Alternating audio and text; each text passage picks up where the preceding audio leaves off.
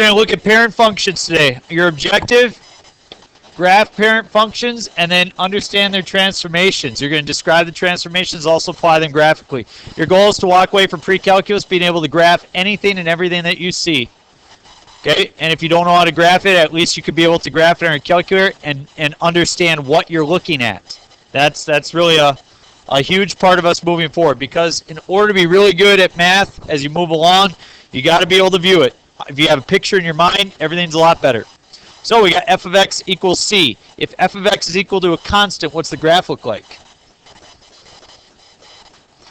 Yep, just a straight line, horizontal line, passes through a number.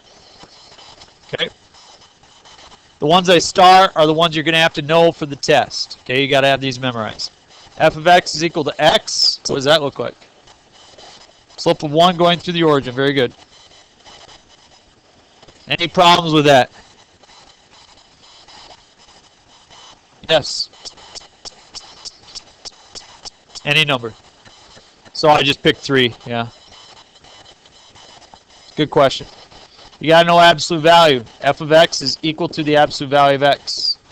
Absolute values make things always positive. So it looks like x, it just takes the part that's negative and flips it up. So you still got this part, and then you get the back part, which flips above the x-axis as well. You got to know that one. Greatest integer function, there's different notation for it. You're not going to have to know this one for the test. I'm simply showing you now so that you understand it if you see it in a book or if you see it in the future. It looks like this. Well, this is one notation. There's a number of different notations. So if somebody's watching right now and says, "You don't know what you're talking about, teacher." Sorry. Different books, different notation. They also have least integer functions. They have ceiling functions, floor functions. The most common one is called the greatest integer function. So, my daughter Tenley, let's say she's born, and when my daughter Tenley was born, she was 21 inches in length. Okay, so that's more than a foot. Let's suppose that she was born a little bit early and she was only like 9 inches. Okay, really small. Okay, tiny baby. Okay, so if that was the case, what's the greatest integer that my daughter would have eclipsed on our height board at home? Would she have eclipsed the 0 foot mark or the 1 foot mark? Only the 0 one. So for any decimal less than 1, she would only have eclipsed the 0 mark. But once she hits 1 foot, what's the greatest integer that she's eclipsed in her height? 1. How about when she's 1 foot and 1 inch? What's the greatest height that she's eclipsed? 1. How about 1 foot 8 inches? 1. How about 1 foot 11.5 inches? So you can see that it just carries on until we finally hit the number 2. Then it jumps up. She's hit the 2 mark. And she'll stay at that until 3. Then it jumps up to the 3 mark. So this just tells you what is the greatest integer that x has achieved. And it also continues backwards. Again, you don't have to know this for the test. I'm not going to put this on the test. I just want you guys to know that this is a function. It passes the vertical line test. Passes the definition, which you've all memorized. Some people call it a step function. I think you can understand why. This is used in situations where you can only come out with integer values. For example, I could have 0 children, 1 child, 2, 3, 4, but I can't have 2.4 children, can I? So sometimes integer functions, you know, they're used to produce certain results. So anyway, okay, don't have to know it. Question.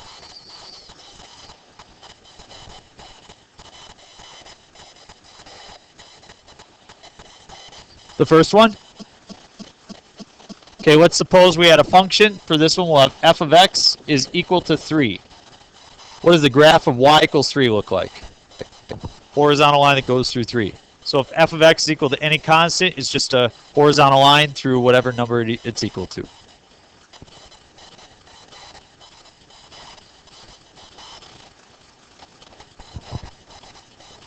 F of x equals 2x minus 1. We're going to go through negative 1, and we're going to increase with a slope of 2. So the parent function is f of x is equal to x, but we can get all sorts of different functions from that. Yes. Okay.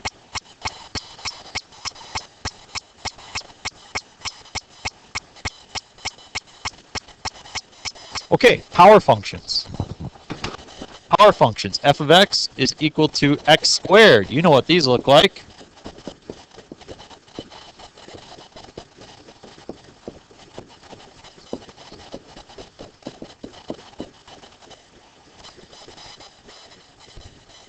What does the graph of x squared look like? Parabola. Parabola.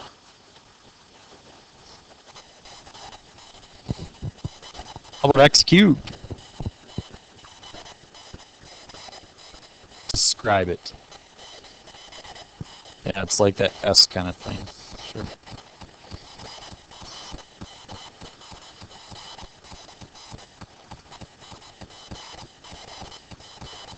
What do you think x to the fourth looks like?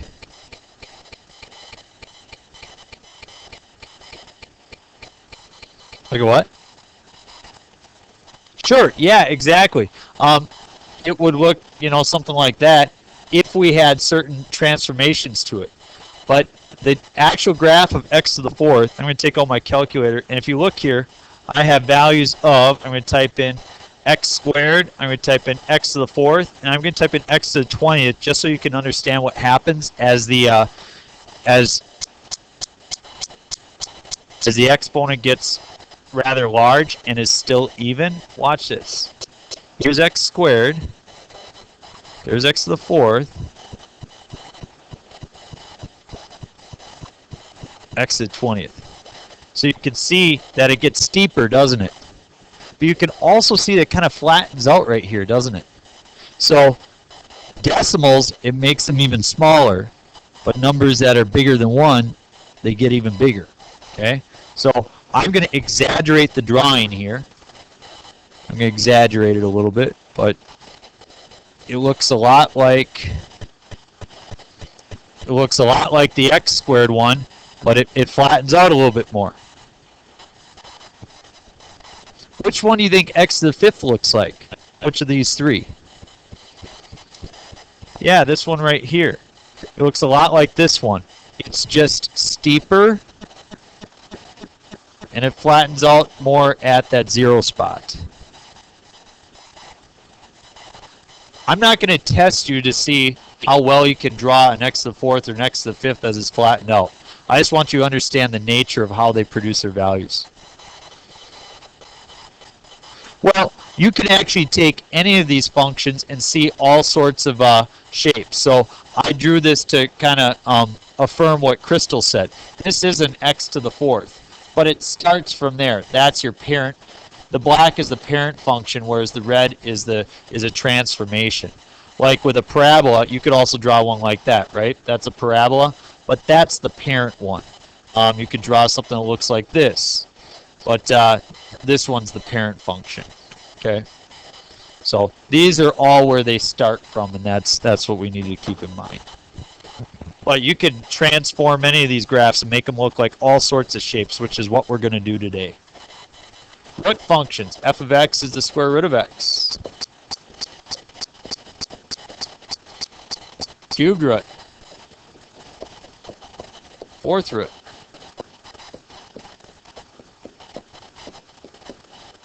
Fifth root. You should know the first two of these. Does anybody know what the square root of x looks like? Do they have that in there? Nope. Starts here. Takes off like that. We could punch in a bunch of values and see exactly what, given x what y is, but that's the shape that it would generate. Why don't I have any values over here on the left-hand side? Yeah, you can't punch in a negative number and get a result. Can't punch in a negative number and get a result with a square root. Can you take the cubed root of a negative number? Yeah, you can. What is the cubed root of a negative? Positive or negative? So you punch in a negative and you get a negative result. Punch in a positive, you get a positive result. So you get a shape like that. Very similar to the square root function. It just continues down on the other side. Yeah, very, very similar to square root. No, it's similar to this. It kind of tails off just like it, just continues in the other. But as you're saying, Scott, it's also very similar to this x cubed. Just kind of, tilted and twisted a little bit, right? F of x equals fourth root of x. Which one do you think it looks like, the first or the second? It looks like the first one, just a little bit sharper. And then which one do you think the fifth root of x looks like? Yeah, the second one, the cubed root of x.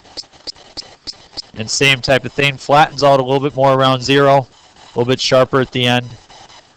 I don't really care if you could show that. I just want you to realize that they continue on. We could look at 6th, 7th roots, but those two you're going to have to know.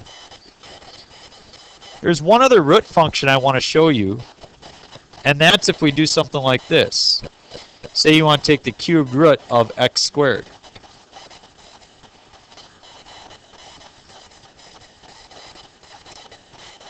Can you punch in negative numbers to that? Yeah. If you take negative 1 and square it, you get positive 1. Cubed root it, you get positive 1. Every time you square something, it's going to make it positive. And when you cube root it, it's going to still be positive. And so you end up with a positive result. And you get almost like this seagull type shape. Or Preston's hair, maybe.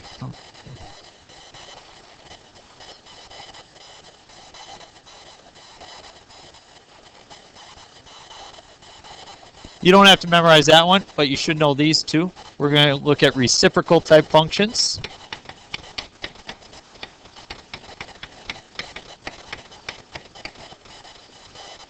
One over x and 1 over x squared.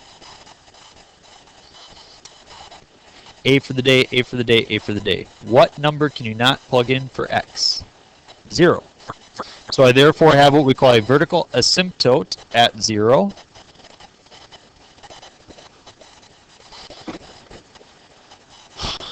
Give you another chance for A for the day. A for the day. What number could I plug in for x to get a value of 2? 1/2. 1 divided by 1/2 is positive 2. Very good. What number could I plug in for x to get an output of 0?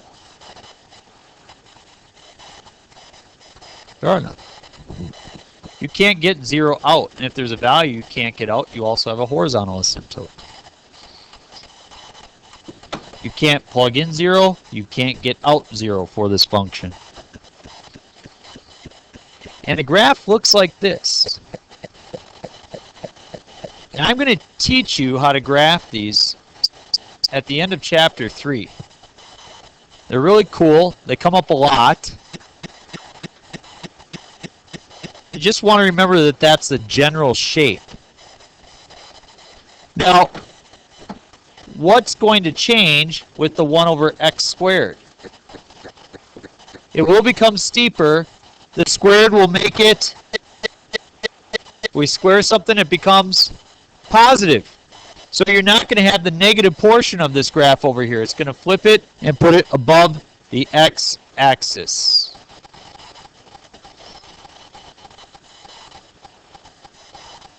And that's the shape we get. Question?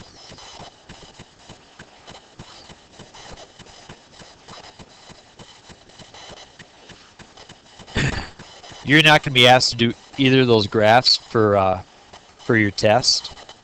But yes, you're absolutely right. A lot of people say, do we have to draw the dotted line? The dotted line is technically not part of the graph, but you need to include it when you draw the graph because it's an important part of how we draw it.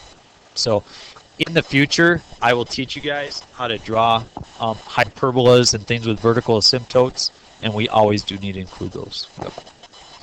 There's your family. Got them? Put it up on your ceiling, build a bunk bed, look at it before you fall asleep. You'll learn it all. Memorize those. Commit them to memory. Vertical shifts. Now, let's take all of our parent functions and let's learn how to shift them. Okay? Let's move them around. We're going to take f of x and move it to g of x plus k.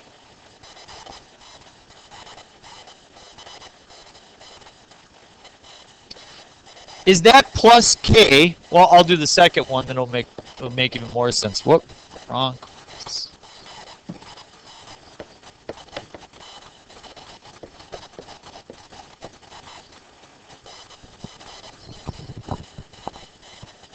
Is the k on the inside or outside? Is the h on the inside or outside? If it's on the outside, it always affects the vertical part of the graph. If it's on the inside, it always affects the horizontal part of the graph.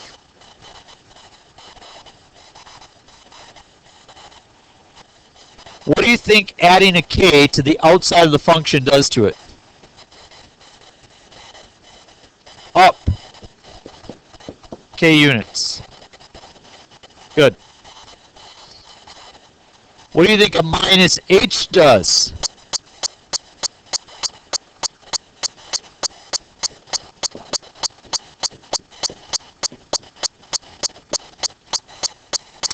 Right, h units.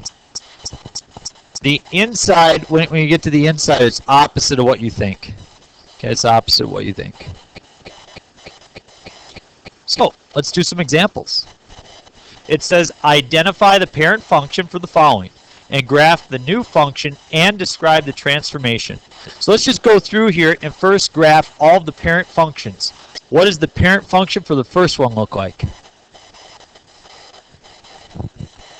Parabola. Draw a parabola. What is the parent function for the second one? The most common response for this is the thingy off to the side. Yep, that's what. And now that's what you'll say all the time. What's the third one? Yeah, the S kind of thing. And then the last one.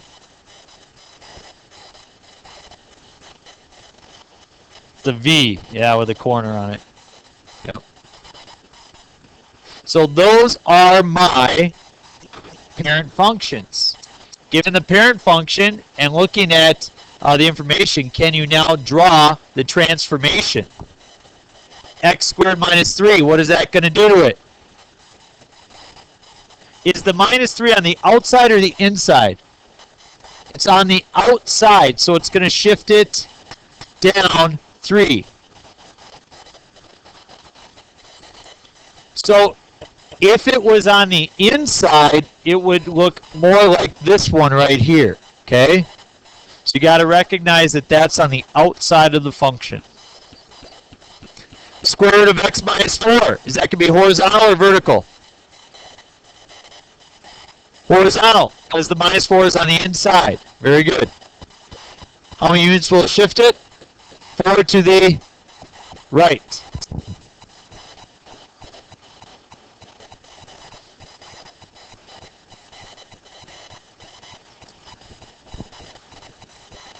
X plus 3. Horizontal or vertical? Horizontal. Right 3 or left 3? Left 3. The minus 2 on the outside, that's vertical. Down 2. So left 3, down 2.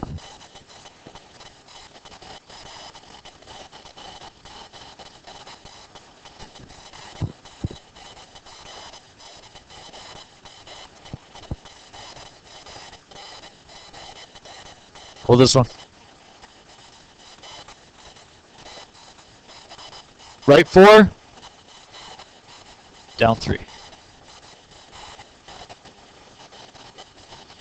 Good. Those are basic transformations. Shifts. How's that feel? Is that okay? We've seen some of those before. Okay, nice review. Okay, now let's flip them. Okay, let's do a reflection. Let's take f of x and move it to negative g of x. What is the negative on the outside or the inside? Outside. So as you look, if it's on the outside, it impacts the vertical shape of the graph. What do you think it's going to do? Vertical reflection. It's going to make it go down if you put a negative in front, or opposite the direction it was going. Horizontal reflection. That would be f of x moves to g of negative x. Is the negative on the inside or outside?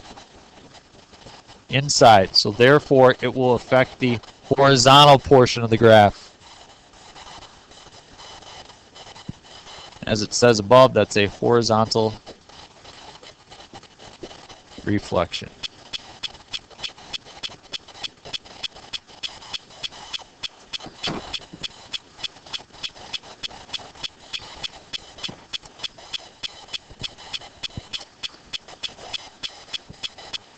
Okay.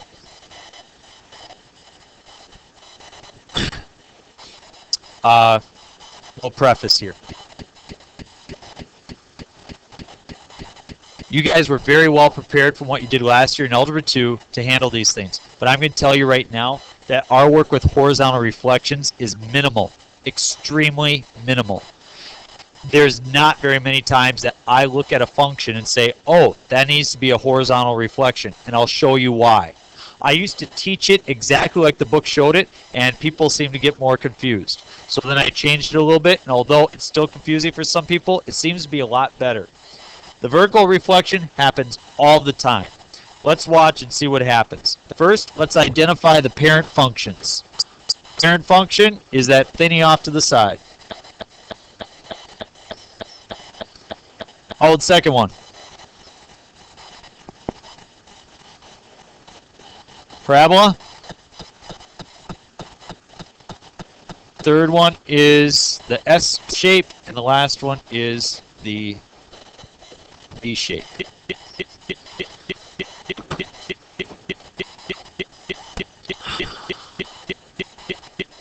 Question.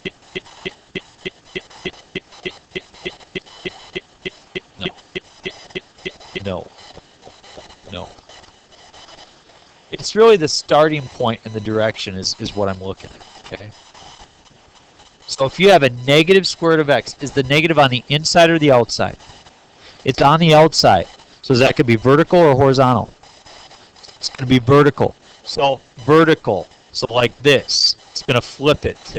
A lot of people see this shape. They're like, oh, it's going to go opposite direction. Well, yeah, instead of going up, it's going down. But it flips vertically.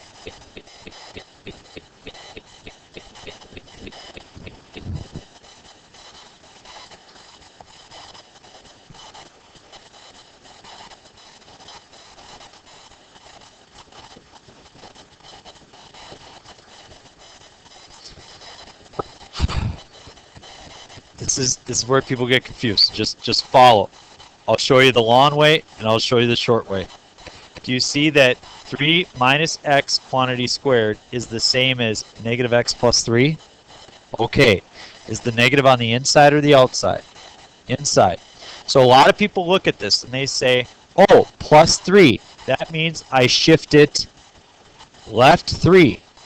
And then I have a negative. So I reflect it over to positive 3. To me, that's way too much thinking. Okay? You want to know how I think of it? Because I think this is easier. When we square this out, are you going to get a positive x squared or a negative x squared? Positive. So is it going to go up or down? It will go up. Okay? So that's the first thing I think of. Is it going to go up or down? Second thing I think of is this. What number do you plug in to make 0 here? 3. So it moves at 3 units. Goes up over 3 units.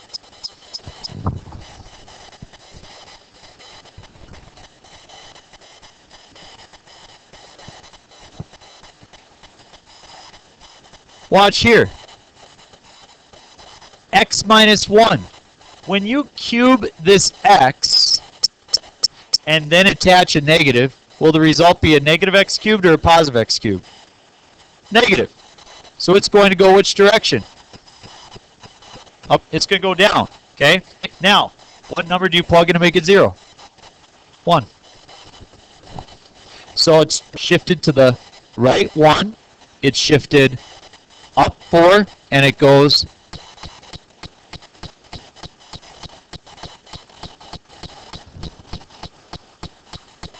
upside down.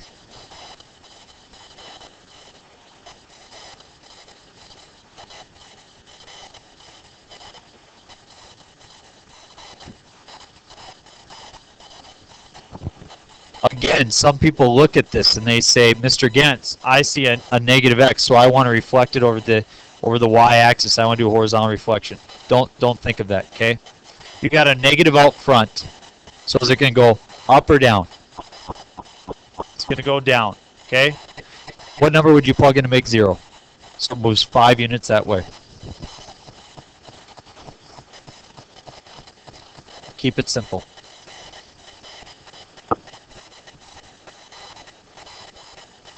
Moving it to the right, because 5 minus 5 is 0. So whatever you would plug in to make it 0. Now, Carissa, technically the way that everything is written, okay, here's what people do, okay? Here's exactly the way that it's written above, negative x plus 5. So they would say, oh, plus 5, so we move it to the left 5. And then you have a negative x, so we move it around the y-axis. And I say, forget that. Let's not burden ourselves with that, because it even gets more confusing later on if you continue to do that. I just say, decide if it's going to go up or down, and then see what gives you 0. Goes down because of negative in front. Whatever you get out of here is going to be positive because it's an absolute value. Then you're going to make it negative, so it will go down. Are there any questions on these 4 right here? Something that you saw or didn't see that angers you? Yes, I used the word anger. Okay, we're just going to cover the top part of the back side. We're going to write this note down here, and then I'm going to show you guys the assignment that I have for you today. I don't have anything out of the book. I have a sheet that I've used in Algebra 2 and regular trig to kind of get you thinking about some of these basic shifts. So here's the last part. If you take f of x and you put an a in front of the function,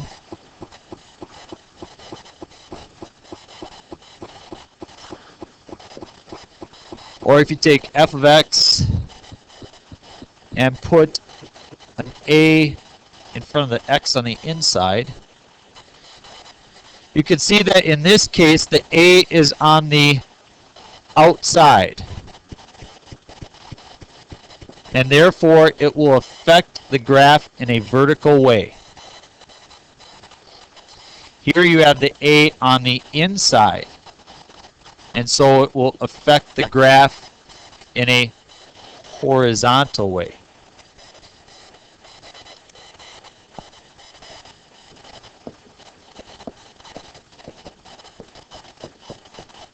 Let's think about this. If you had y equals x squared, and then you also graph y equals 4x squared, what's that 4 going to do to the graph? It's going to stretch it. Yeah, it's going to give it a steeper slope at all of its points, so it's going to stretch it, okay?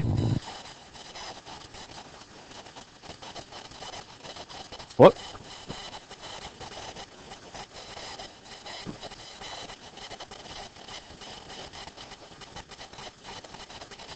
It's going to stretch it vertically.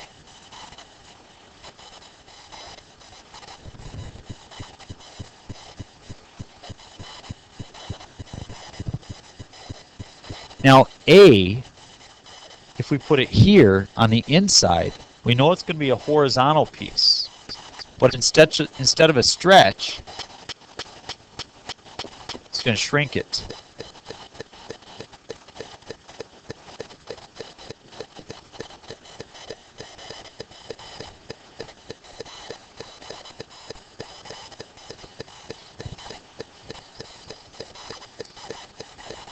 So this will help you out here, okay? 4 in the front stretched it by a factor of 4. What would you put in front if you wanted to shrink it by a factor of 4? Not -4, but 1 over 4. That would shrink it. On the inside, if you had a 4 here, it would shrink it by a factor of 4. What if you wanted to horizontally stretch it? What number would you have in front? A 1/4. You would use the reciprocal. So again, 4 stretches it by a factor of 4. If you want to compress it, 1/4. Shrink, if you have a factor of 4, that will shrink it. Stretch it, use the reciprocal. That's what we're going to practice on Monday. But it ties into this piece, and this is the important piece that you guys need to know, this summary. I went over the front part of the notes quicker than I did the first year. The first year I did it, they said spend too much time on the front part of the notes. They said get to this quicker, Mr. Gens. This is what really helps us understand what we're doing. Because they did it, even in my pre-cal class last year, even though I spent more time on the material, they said it never really fully clicked until they saw this. And then when they saw this, they said, now I finally get what I'm supposed to do, Mr. Gens. So I said, okay, we'll show that sooner this year. So that's what we're going to try to do.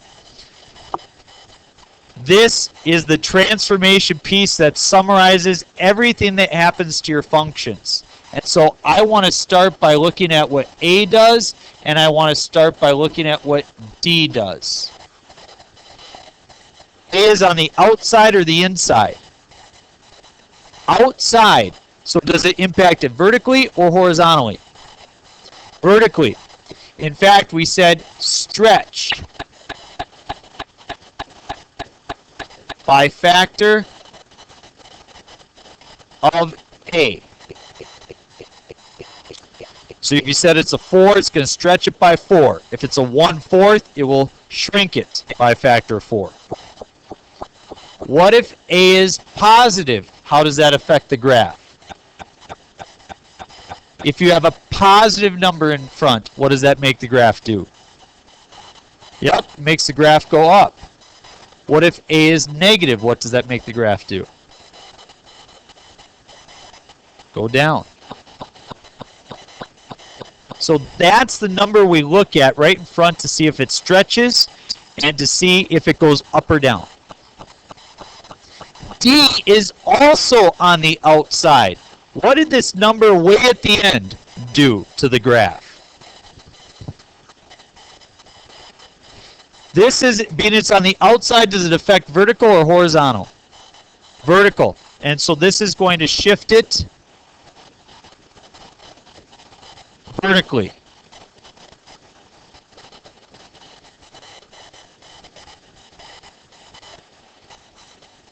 If D is positive, it goes up. If D is negative, it goes down.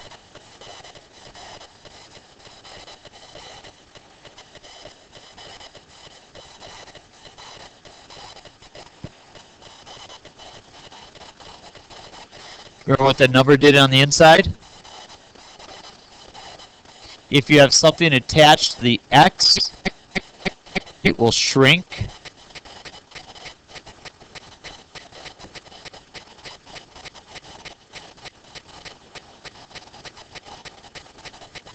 It will shrink by a factor of B.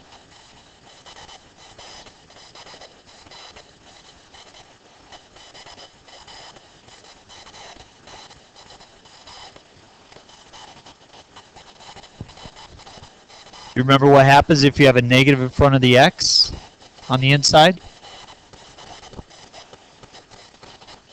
That's a horizontal reflection.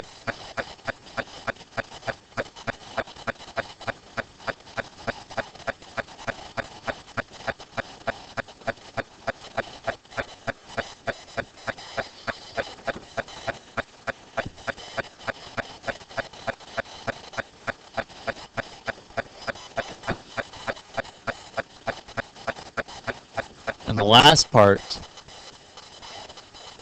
we don't look just at C.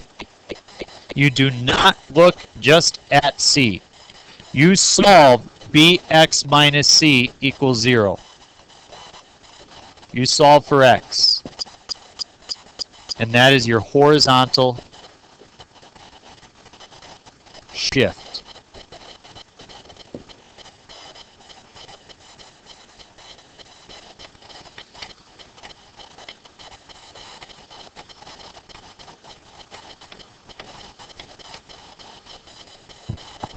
So, we put an example like this all together. You describe to me this part. What does the minus 8 do? Down 8. What does the negative 2 do? Stretches it vertically by factor 2 and the negative makes it go down. True or false? There's a horizontal shift here. True, there is. True or false? The horizontal shift is negative 4. False. If you want to find the horizontal shift, you take the inside and set it equal to 0 and solve, and you would get negative 4/3. So it goes that way, 4/3. That's what you have to do. That's not how the book describes it, but that's the way that most everything is presented to us. Because second semester, I'm going to give you guys this, and you know, it's the same type of philosophy. We're going to graph sine of x. But when you want to look at the horizontal shift, you don't do 2 units. You shift it over 2 over pi units. You set it equal to 0 and you solve. It's compressed by a factor of pi, and you'll be excellent at that. You'll do that very, very well. You guys will be awesome at that stuff. But the tough part is that I know where you need to go with it, but the book doesn't necessarily present it that matter. That's why I give you this piece. And these are the steps that you should think of as you transform your functions.